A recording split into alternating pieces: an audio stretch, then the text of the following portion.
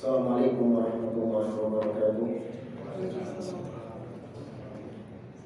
Innal hamdalillah nahmaduhu wa nasta'inuhu wa nastaghfiruh wa na'udzu billahi min shururi anfusina wa min sayyiati a'malina.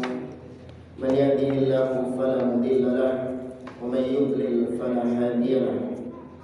Wa asyhadu an la ilaha illallah wahdahu la syarika lahu wa asyhadu anna Muhammadan abduhu wa rasuluh. Ya ayyuhalladzina amanu taqullaha haqqa tuqatih wa la tamutunna illa wa antum muslimun. Ya ayyuhan nasu taqu rabbakum alladzi khalaqakum min nafsin wahidah wa khalaqa minha zawjaha wa batha minhuma rijalan katsiran wa nisaa'a wattaqullaha alladzi tasaaluna bihi wal arham innallaha kana 'alaikum raqiba. Ya ayyuhalladzina amanu taqullaha wa qulu qawlan sadida yuslih lakum a'malakum wa yaghfir lakum dhunubakum wa may yuti'illaha wa rasulahu faqad faza fawzan 'azima. Amma ba'd, fa inna asdaqal hadithi kitabullah wa khairal hadi hadi Muhammadin sallallahu alaihi wasallam wa syarrul umuri muhdatsatuha wa kullu muhdatsatin bid'ah wa kullu bid'atin dhalalah wa kullu dhalalatin finnar.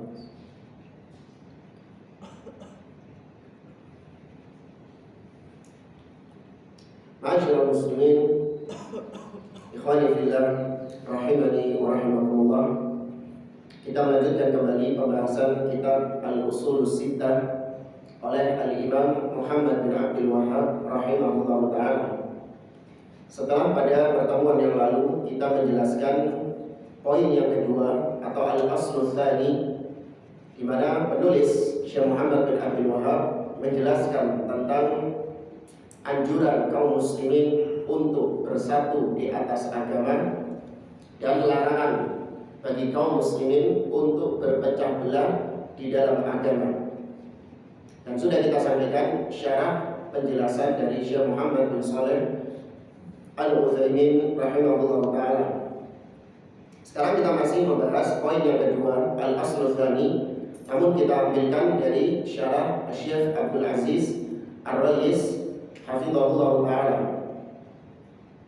Di penjelasan beliau sudah kita sampaikan bahwa al-ijtima', persatuan atau al-jamaah itu ada dua maknanya. Yang pertama adalah jama'atul din dan yang kedua adalah jama'ah al-badan, yang persatuan di atas agama, dan yang kedua adalah persatuan fisik. Persatuan di atas agama artinya adalah at-tamassuk bima kana alaihi Nabi sallallahu alaihi wasallam wa sahabatuhu. Persatuan di atas agama itu artinya adalah yaitu berpegang dengan apa yang dijalani oleh Nabi sallallahu alaihi wasallam dan oleh para sahabatnya. Berpegang dengan jalan mereka, akidah mereka, itu dikatakan bersatu di atas agama.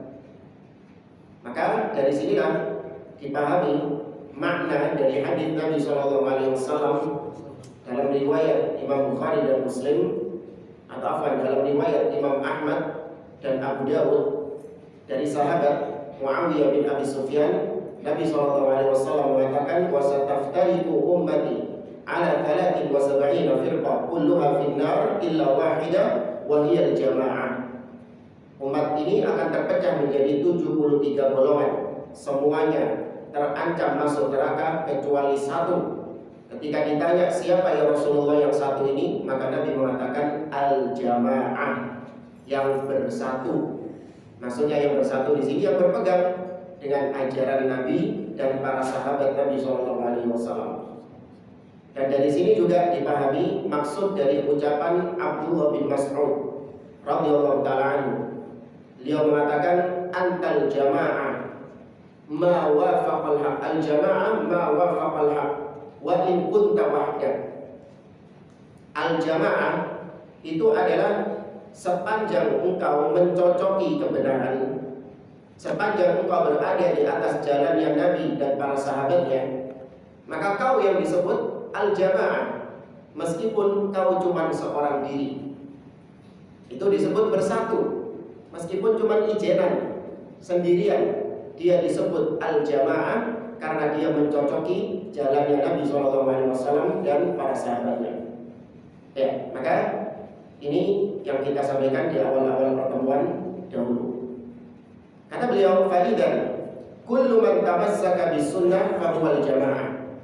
Maka dengan demikian, setiap orang yang berpegang dengan sunnah, berpegang dengan ajaran Nabi yang murni dan jalannya para sahabat, maka dia disebut al-jamaah. Kenapa disebut jamaah padahal sendirian? Padahal jamaah itu artinya kelompok. Kenapa tapi kalau ada orang sendirian tapi dia berpegang dengan ajaran Nabi dan para sahabat, dia disebut jamaah. Dia disebut bersatu. Iya. Nah, karena dia bersatu dengan para sahabat Nabi SAW. Ya. Nah, ini sudah kita singgung pada awal-awal pertemuan. Dan jamaah rahimahullah, di sini Syekh Abdul Aziz Ar-Rayis, beliau lebih memperinci tentang poin yang kedua ini dalam beberapa permasalahan-permasalahan. Kata beliau, al-mas'alatul ula, permasalahan yang pertama, di halaman yang ke-25 beliau mengatakan al-mas'alatul ula anna al-adillah asy-syar'iyyah min al-kitab was sunnah ja'at bil ijtima'i fid din fal ijtima'u fid din mahmudun wa huwa matlubun.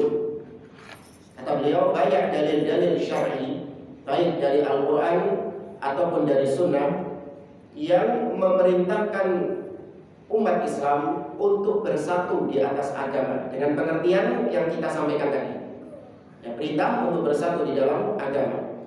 Maka perintah bersatu atau bersatu di atas agama itu adalah perkara yang dituntut di dalam syariat. Seorang hamba dituntut untuk dia bersatu di atas agama ini.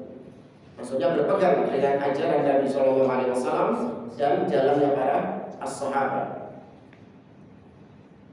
Nah, kemudian poin yang kedua, jama'atul adyan aham min jama'atil adyan. Persatuan di atas agama itu lebih penting daripada persatuan secara fisik. Karena kata beliau, ma'anna kilaihi matlub, padahal dua-duanya dituntut. Persatuan fisik maksudnya apa? Hah? Nah, mendengar dan taat kepada pemimpin kaum muslimin dan tidak melakukan pemberontakan. Itu yang disebut dengan persatuan fisik, persatuan badan. Sedangkan persatuan agama tadi maksudnya berpegang dengan ajaran Nabi dan para sahabatnya. Nah, kalau dibandingkan dua ijtima ini, dua jamaah ini, maka yang lebih penting yang mana? Yang satu atau dua? Yang pertama. Meskipun dua-duanya ini dituntut di dalam syariat, awas. Dua-duanya diperintahkan di dalam syariat. Kita diperintahkan untuk bersatu di atas agama, berpegang dengan ajaran Nabi dan para sahabat. Tapi di sisi yang lain kita juga diperintahkan untuk bersatu di bawah kepemimpinan pemimpin muslim, yaitu mendengar dan taat dalam perkara yang ma'ruf, bukan dalam kemaksiatan, dan tidak memberontak kepada mereka. Kenapa kok jamaah ad-din, persatuan agama, persatuan di atas agama itu lebih didahulukan? Karena kata beliau, wadzalika anna jama'atal adyan wa huwa tamassuku bis sunnah muradatun lidzatiha. Karena persatuan di atas agama itu yang diinginkan memang zatnya. Tujuan itu memang bersatu di atas agama, yaitu engkau berpegang dengan ajarannya Nabi dan para sahabat, itu kau sudah mencapai tujuan.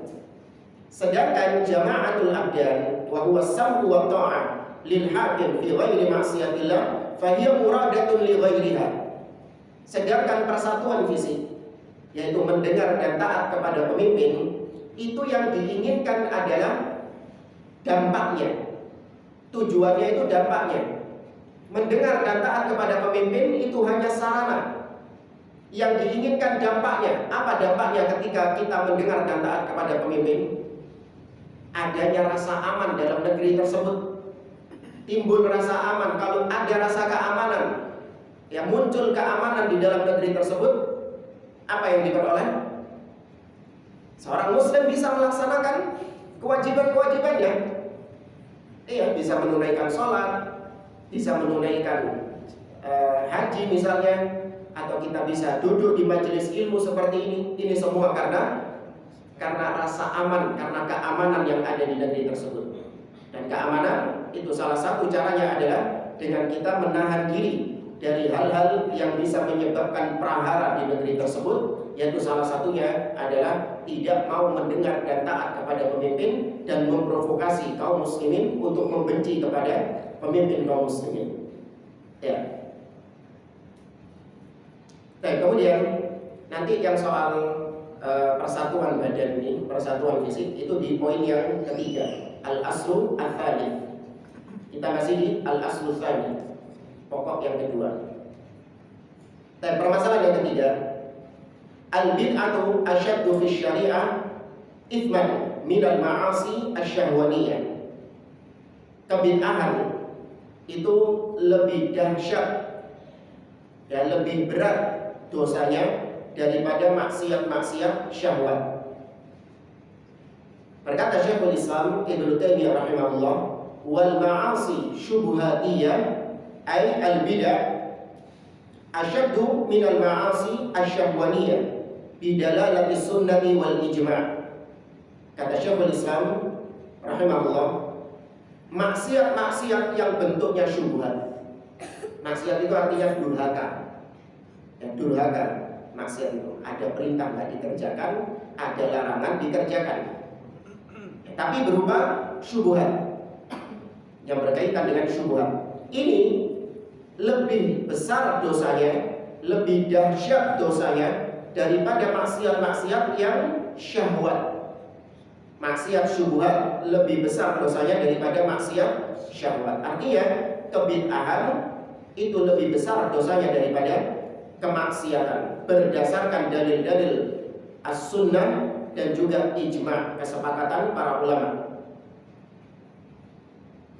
Amma dalalatu as-sunnah fa innal ahaditsa katsiratun fi bayani syara'ati al-bid'ah wa annaha kulluha dhalalah. Adapun dari as-sunnah, dari dalil-dalil hadis yang menunjukkan tentang jeleknya bid'ah dan bahwasanya bid'ah itu semuanya sesat, ini ditunjukkan salah satunya dalam riwayat Imam Muslim dari Jabir bin Abdullah.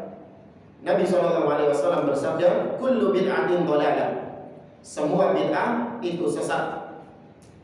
Wa qala Abdullah bin Umar radhiyallahu anhu, Abdullah bin Umar seorang sahabat mengatakan, kullu bid'atin dhalalah wa in ra'aha an-nasu hasanah. Semua bid'ah itu sesat meskipun manusia memandangnya baik. Dan banyak ucapan-ucapan demikian dari para as-salaf. Maka kata beliau, wa mimma yubayyinu anna al-bid'ah ashaddu min al-ma'asi syahwaniyah anna al-bid'ah hiya sababul khuruj min as-sunnah bi khilafil ma'asi asy-syahwaniyah. Kalau orang tanya, atau kalau lebih majleb lagi, ucapan yang terkenal dari seorang ulama tabi'in, Sufyan Ats-Tsauri. Ya, Sufyan Ats-Tsauri rahimahullah, seorang ulama tabi'in, beliau mengatakan bahwasanya al-bid'atu ahabbu ila iblis minal maksiyah. Bid'ah itu lebih dicintai iblis daripada kemaksiatan. Li'annal bid'ah la yutabu minha wa annal maksiyah yutabu minha. Karena kebid'ahan itu seseorang kalau sudah jatuh dalam kebid'ahan, sedikit di antara mereka yang bertobat kepada Allah. Susah untuk bertobat kepada Allah. Innallaha hajabat taubah an kulli sahibi bid'ah hatta yada'aha, kata Nabi. Sesungguhnya Allah menghijabi, menutup pintu tobat, bukan berarti tidak menerima tobatnya, enggak. Ditutup, ditirai, ya. Jadi tidak ketok tobatnya itu. Bukan berarti Allah menutup pintu tobat, Allah enggak menerima tobatnya ahli bid'ah, tidak. tapi Allah berikan tirai antara dia dengan tobat, sehingga dia nggak melihat tobat itu. Dia tidak memandang tobat itu, padahal tobat itu ada di dekatnya. Allah tutup semua pelaku bid'ah, ditutup dengan tirai tobatnya sampai dia meninggalkan bid'ah tersebut. Beda dengan kemaksiatan. Kalau kemaksiatan, seorang gampang untuk bertobat dari kemaksiatan. Karena dia menganggap apa yang dia kerjakan itu adalah perbuatan yang keliru, perbuatan yang salah. Contoh saja misalnya, kalau ada pelaku pencuri, begal, atau rampok, atau maling, kalau ditangkap ampun-ampun dia, dan dia mengakui kesalahannya. Ketika pelaku maksiat ini, pezina, pemabuk, peminum khamr, kita nasihati dia, include dia. Oh iya, sadar dia kalau apa yang dia perbuat itu salah. Maka mengakui kesalahan itu adalah titik awal untuk dia bertobat kepada Allah Azza wa Jalla. Berbeda dengan ahli bid'ah. Ahli bid'ah misalnya kalau ketangkap polisi karena kebid'ahannya, seperti Ja'ad bin Dirham. Siapa Ja'ad bin Dirham? Gurunya Jahm bin Safwan yang pernah dibunuh oleh gubernur ketika itu yang bernama Khalid bin Abdullah Al-Qasri.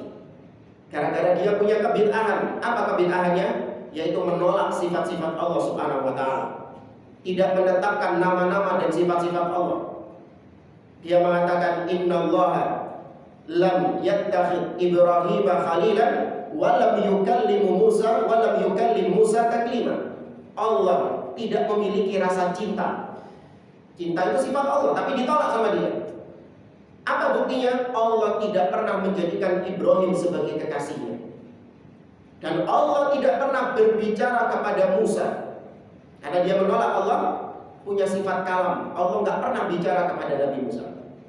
Maka ketika itu sama Khalid bin Abdullah Al-Qasri, ketika hari raya Idul Adha, beliau mengatakan, ayyuhan nas, duhu taqabbalallahu duhayakum.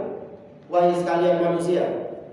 Ini ketika khutbah itu, silakan kalian menyembelih hewan-hewan kurban kalian. Semoga Allah menerima kurban-kurban kalian. Wa inni mudahhin bi Ja'ad bin Dirham. Sedangkan aku hari ini akan menyembelih Ja'ad bin Dirham. Li'annahu yaqul, karena dia mengatakan bahwa Allah tidak menjadikan Ibrahim kekasihnya dan Allah tidak berbicara kepada Nabi Musa alaihissalam. Fanazala minal mimbar fadzabahu. Maka dia pun turun dari mimbar dan menyembelih Ja'ad bin Dirham di hadapan manusia ketika itu. Seorang pemimpin ketika dia melakukan eksekusi terhadap penyesat umat seperti ini, mungkin nggak langsung dieksekusi tanpa dimintai tobat? Mungkin nggak? Nggak mungkin. Pasti didatangkan para ulama, didatangkan ahli ilmu untuk supaya orang ini tobat dari kemaksiatan, tapi dia tidak. Bahkan bangga. Dan itu yang terjadi. Ahli bid'ah dari kalangan Khawarij misalnya di negeri kita, ketika melakukan aksi-aksi teror, kemudian divonis sama hakim, vonis mati, apa yang dilakukan? Sujud syukur dia. Senang dia, bangga. Dia tidak merasa bahwa perbuatannya itu adalah perbuatan yang keliru. Gak perlu untuk bertobat. Kenapa aku harus bertobat? Ini adalah jihad fisabilillah. Menumpahkan darah adalah jihad fisabilillah. Sehingga sujud syukur dia gak perlu untuk bertobat.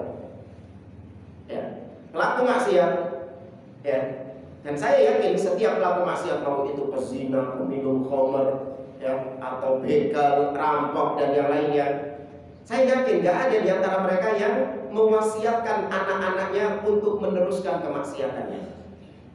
Yakin gak mungkin. Nah, teruskan nanti perjuangan bapak ya. Jadi begal gitu. Gak ada.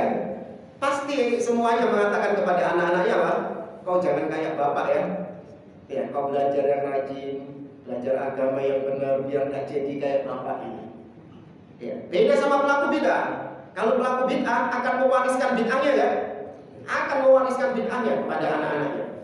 Nah, iblis senang yang tobati soro kayak gini, ini senang iblis. Nah, kemudian kata beliau, di antara perkara yang lebih menjelaskan kepada kita kenapa bid'ah itu lebih buruk daripada maksiat.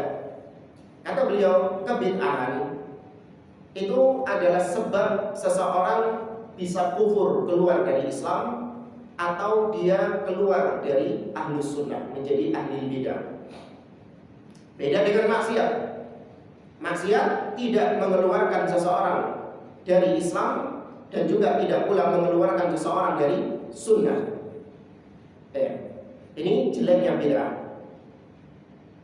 Kayak tadi Ja'ad bin Dirham, dia dikafirkan oleh para ulama dengan kebid'ahan yang menolak sifat-sifat Allah. Dia dikafirkan oleh para ulama. Tapi ingat, ini secara jenis ya. Secara jenisnya bid'ah itu lebih jelek, lebih buruk daripada kemaksiatan. Tapi secara nilainya, value dari masing-masing bid'ah tersebut dan dari masing-masing maksiat itu, value-nya itu terkadang maksiat lebih besar bobot dosanya daripada bid'ah. Bingung jangan? Ini secara umum. Secara umum, bid'ah secara umum tanpa melihat kepada jenis bid'ahnya apa, itu lebih dahsyat, lebih jelek, lebih dicintai iblis daripada maksiat. Tanpa melihat dari jenis-jenis maksiatnya tersebut. Nah, sedangkan kalau kita melihat dari jenis-jenis bid'ahnya, bid'ahnya kan banyak. Ada yang tingkatan kecil sampai tingkatan tinggi. Ya. Ternyata ini kalau dibandingkan dengan maksiat, terkadang yang maksiat dosanya, siksanya itu lebih besar daripada yang bid'ah. Ya ibarat kalau misalnya gini saja, mobil sama motor. Ya, secara jenisnya mobil sama sepeda motor, secara jenisnya itu lebih baik yang mana? Lebih baik mobil kan? Iya, daripada sepeda motor. Tapi mesti nggak mobil itu lebih mahal daripada sepeda motor? Nggak mesti. Ada sepeda motor yang harganya malah-malahin mobil. Ya, benar nggak ya? Ya. Tapi kalau dilihat dari jenisnya, jenis kendaraannya, mobil dan sepeda motor, tanpa melihat merek mobilnya apa, maka kita sepakat mobil itu lebih baik daripada sepeda motor tanpa melihat mereknya. Contoh misalnya seorang alhamdulillah wa iyyakum dia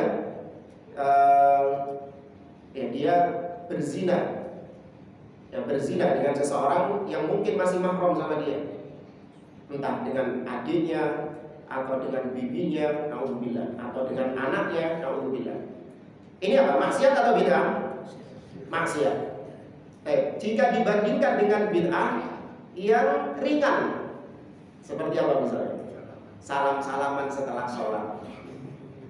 Habis sholat, assalamualaikum, salam depan belakang kanan kiri sampai lagi jalan kadang. Maka kalau dibandingkan dua hal ini, mana yang lebih berat? Maksiat atau bid'ahnya? Maksiatnya yang lebih dahsyat. Value dosanya, bobot dosanya lebih berat.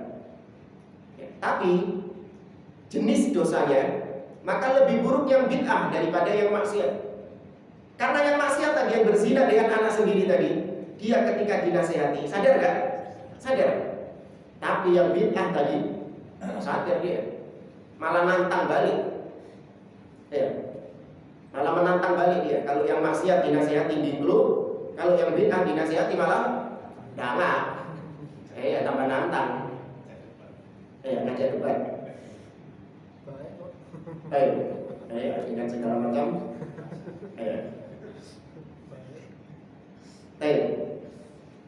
Ini kata beliau, kebid'ahan lebih dahsyat daripada kemaksiatan.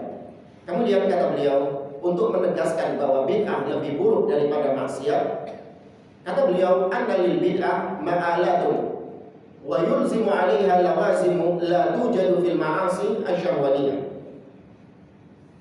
Ada beberapa konsekuensi dari kebid'ahan yang mana konsekuensi ini tidak ada di dalam kemaksiatan.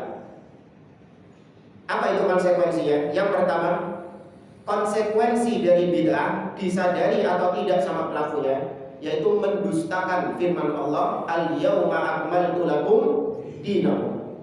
Mendustakan firman Allah bahwa agama ini sudah disempurnakan sama Allah Azza wa Jalla.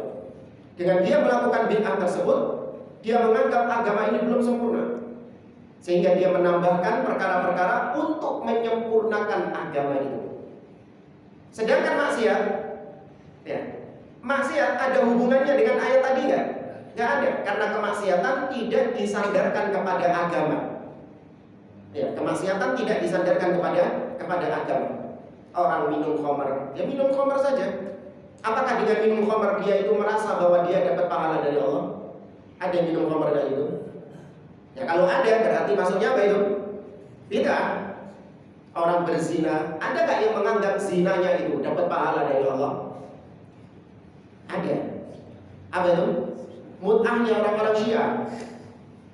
Mut'ahnya orang-orang Syiah itu zina, tapi dianggap itu mendapatkan pahala dari Allah Subhanahu wa taala. Baik, ini keburukan yang ada pada bid'ah yang tidak ada pada maksiat. Kemudian konsekuensi yang kedua, seorang yang jatuh dalam kebid'ahan, maka dia menganggap bahwa Nabi SAW itu belum sempurna dalam menyampaikan agama ini. Ya, Nabi itu belum selesai menyampaikan agama, kesusu mati di situ. Ya. Loh, konsekuensinya gitu ya, Pak. Ketika mereka dengan bid'ah-bid'ahnya itu, maka kita tanya pertanyaan kepada mereka, apakah Nabi SAW mengetahui kalau bid'ah ini adalah sesuatu yang baik, ataukah Nabi tidak mengetahuinya? Maka pasti mereka jawabnya yang mana? Nabi mengetahuinya. Gak mungkin mereka menjawab Nabi gak tahu. Kalau mereka jawab Nabi gak tahu, gak kok ajib ente bisa tahu. Yang dapat wahyu sopo.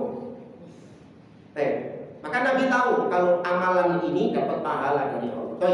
Kalau Nabi tahu, kemudian yang kedua, apakah Nabi SAW mungkin di mana beliau mengetahui ada suatu ibadah yang mendatangkan ridho Allah, mendatangkan pahala dari Allah, tapi ternyata nggak diamalkan sama Nabi, nggak dijelaskan sama Nabi? Apakah mungkin seperti itu? Nggak mungkin. Karena Nabi mengatakan dalam hadits yang diriwayatkan oleh Imam Muslim dari Abdullah bin Amr ibn al-As, Nabi bersabda, "Innahu lam yakun nabiyyun qabli illa kana haqqan 'alaihi ay yadulla ummatahu 'ala khairi ma ya'lamuhu lahum wa yundhirahum syarra ma ya'lamuhu lahum." Kata Nabi SAW, sesungguhnya tidak ada seorang nabi pun sebelum aku, melainkan wajib atas nabi tersebut menunjukkan kepada umatnya jalan-jalan kebaikan yang dia ketahui untuk umatnya. Tuh, kalau itu jalan kebaikan, maka pasti ditunjukkan sama Nabi SAW. Dan wajib atas nabi tersebut untuk memperingatkan umatnya dari keburukan-keburukan yang dia ketahui untuk umatnya. Kalau memang ini keburukan, pasti juga sudah diwanti-wanti sama Nabi SAW. Ya, maka apa yang kalian kerjakan, apa yang kalian yakini dari bid'ah-bid'ah tersebut menunjukkan kalian menuduh Nabi SAW belum sempurna menyampaikan agama ini.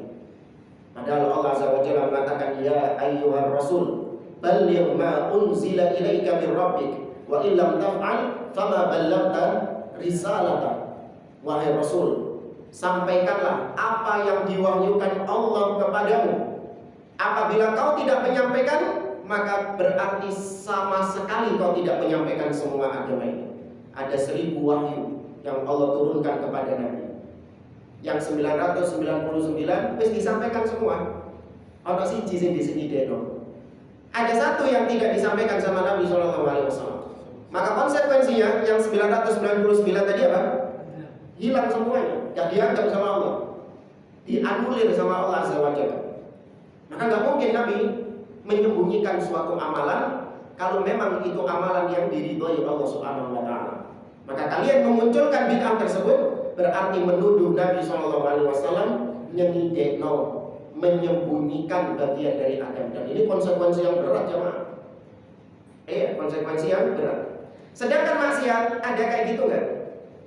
Nabi dulu nggak ngajarin zina ini, terus kita melakukannya. Mungkin orang bermaksiat ngomong nggak gitu? Nggak mungkin, nggak ada hubungannya sama agama sudah. Nabi dulu nggak ngajarin minum khamr ini, nggak mungkin, karena kemaksiatan mereka tidak disandarkan kepada agama. Beda dengan bid'ah. Kemudian permasalahan yang keempat, al-bid'ah kulluha dhalalah. Ini yang ditegaskan oleh Ahlus Sunnah. Kebid'ahan itu semuanya dhalalah, semuanya sesat.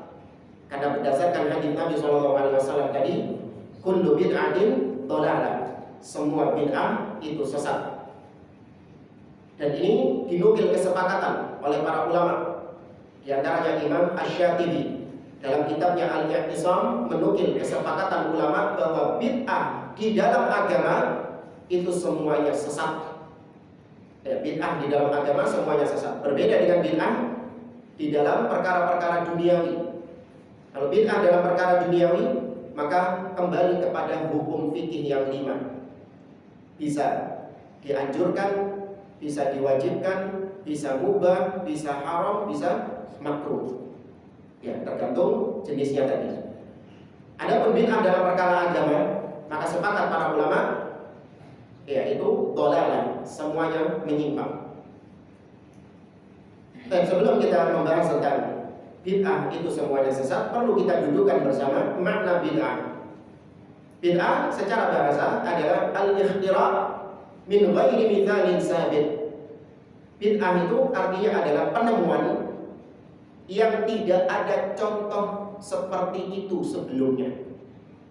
Ya, suatu penemuan yang belum pernah ada seperti itu sebelumnya. Karena yang diantara al-asma'ul husna, diantara nama-nama Allah Subhanahu wa Ta'ala yang menunjukkan yang satu akar katanya itu jadi satu sama bid'ah. Nama apa itu? Ada nama Allah al-asma'ul husna yang akar katanya sama dengan bid'ah. Al-Badi'. Allah katakan badi'us samawati wal ardh. Allah lah yang membuat bid'ah. Ini terjemahan dari saya ya. Ini terjemahan dari saya. Allah lah yang membuat bid'ah langit dan bumi. Maksudnya apa? Menciptakan yang belum pernah ada sebelumnya. Bukan cuma menciptakan saja. Menciptakan yang belum pernah ada yang mencipta seperti itu sebelumnya. Langit dan bumi sebelum Allah ciptakan, ada nggak yang sudah menciptakan itu? Tidak ada. Berarti Allah yang pertama kali menciptakan langit dan bumi. Maka itu disebut al-badi'.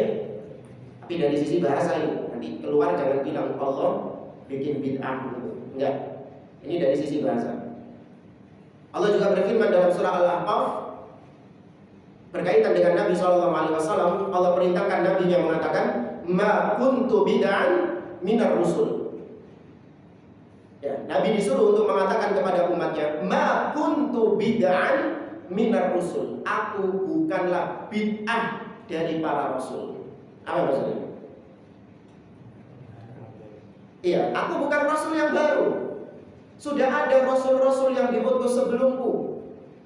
Ya kan? Nabi Muhammad SAW, apa baru beliau rasul pertama yang diutus sama Allah? Tidak, berarti beliau menolak kalau dikatakan bid'ahnya para rasul. Karena beliau sudah diutus kepada umat manusia rasul-rasul sebelumnya. Ya, sedangkan bid'ah di dalam agama, maksudnya kata Imam Asy-Syatibi, tariqatun fid din mukhtara'ah tudahi syari'ah yuqsadu bis-suluki 'alaiha al-mubalaghatu fi ta'abbudi lillahi subhanahu. Bid'ah di dalam agama maksudnya adalah tariqatun fid din, yaitu jalan beragama mukhtara'ah yang dikarang-karang diri. Jalan beragama yang dikarang-karang sendiri. Tudahi syari'ah, yang mirip dengan syariat Islam. Yuqsadu bis-suluki 'alaiha, dimaksudkan dengan bid'ah tersebut al-mubalaghatu fi ta'abbud, berlebih-lebihan dalam beribadah kepada Allah Subhanahu wa taala. Ini pengertian bid'ah di dalam syariat.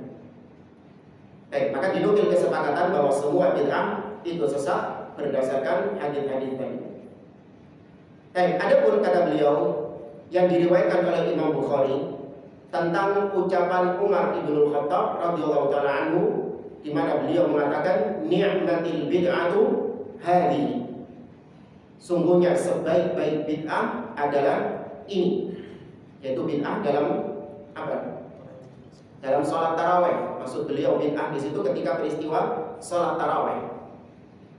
Nah, tidak ada bantahannya secara panjang, cuma karena waktunya nggak cukup, maka kita sampaikan secara ringkas. Insya Allah mungkin pertemuan yang akan datang kita bahas secara rinci syubhat orang-orang yang mengatakan ada bid'ah hasanah, bid'ah yang baik, berdasarkan dalil ucapannya Umar, sebaik-baik bid'ah adalah ini, sholat tarawih.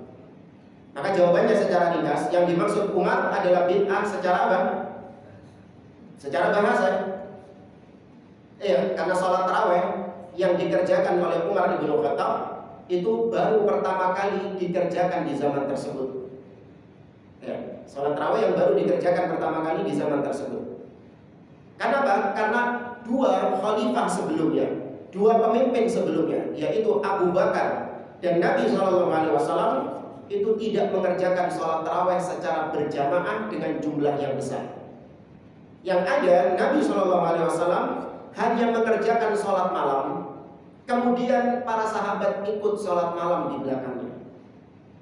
Hanya ikut. Nabi tidak memerintahkan mereka untuk mengerjakan sholat tarawih secara berjamaah, enggak. Sahabat kalau dewi. Paham ya? Jadi Nabi sholat, kemudian tahu-tahu di belakangnya ada sahabat yang ikut Nabi sholat. Di malam yang kedua yang ikut lebih banyak lagi. Di malam yang ketiga lebih banyak lagi yang sholat. Ternyata di malam yang keempat Nabi SAW tidak keluar rumah. Kenapa? Alasannya? Karena khawatir diwajibkan sama Allah SWT. Maka sejak saat itu sholat tarawih dikerjakan sendiri-sendiri sampai Nabi wafat.